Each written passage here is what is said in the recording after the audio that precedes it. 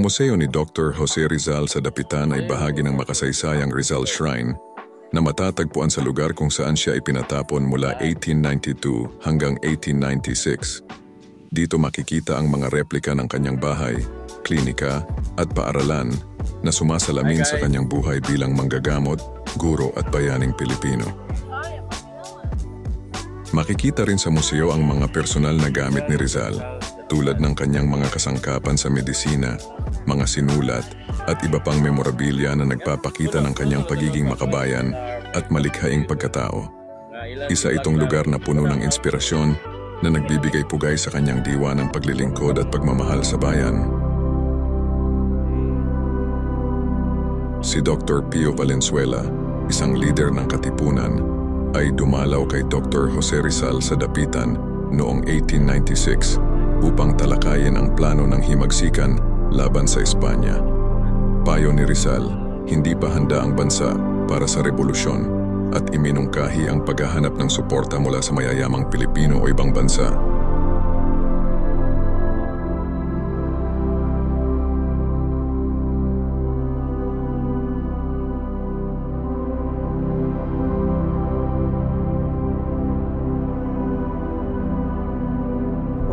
Personally, first time nakatingin ng Rizal Shrine din sa Dapitan. Ilang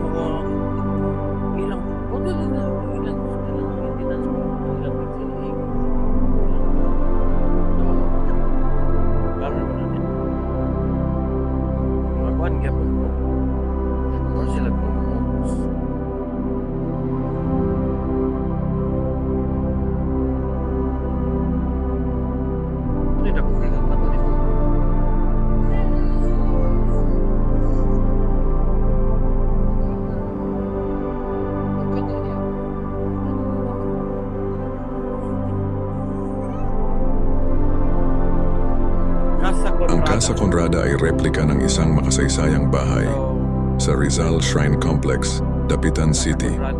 Pinangalan ito sa lola ni Rizal at nagpapakita ng simpleng arkitektura noong kanyang panahon na nagbibigay diin sa kanyang buhay habang nasa destierro mula 1892 hanggang 1896. Square house.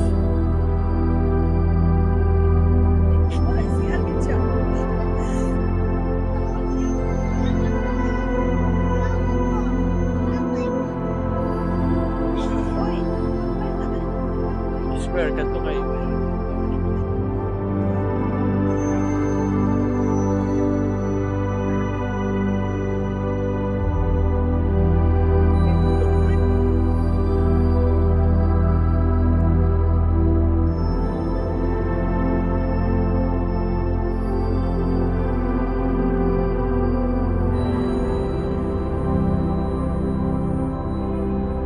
Ang Casa Redonda ay isang bilog na bahay na matatagpuan sa Rizal Shrine Complex sa Dapitan City. Ginawa ito ni Dr. Jose Rizal noong panahon ng kanyang destierro mula 1892 hanggang 1896. Nagsilbi itong tirahan ng mga pasyente niya, lalo na ng mga may sakit na nangangailangan ng masusing pangangalaga. Ang kakaibang hugis nito ay nagpapakita ng pagiging praktikal at malikhain ni Rizal bilang isang arkitekto at manggagamot.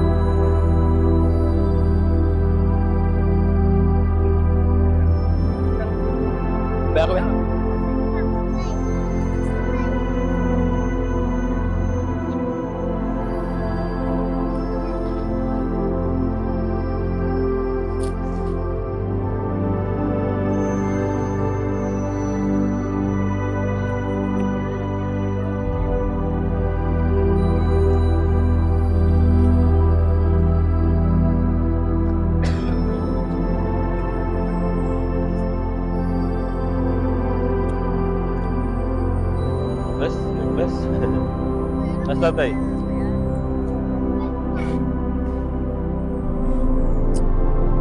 This is my lolo. Lolo Jose Rotasio Rizal Mendez.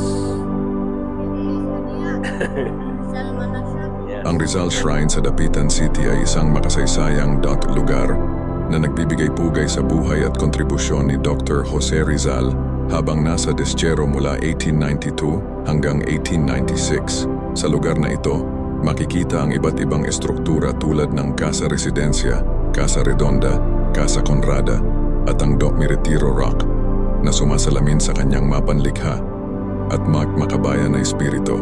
Ipinapakita ng shrine ang mga proyekto ni Rizal sa edukasyon, agrikultura at medisina na nagpayabong sa pamayanan ng Dapitan. Higit sa lahat, ito ay isang paalala ng kanyang pagmamahal sa bayan at hindi matatawarang dedikasyon sa pagpapabuti ng buhay ng mga Pilipino. Ang Rizal Shrine ay simbolo ng inspirasyon, pagmamalasakit sa kapwa at walang hanggang pagmamahal sa inang bayan.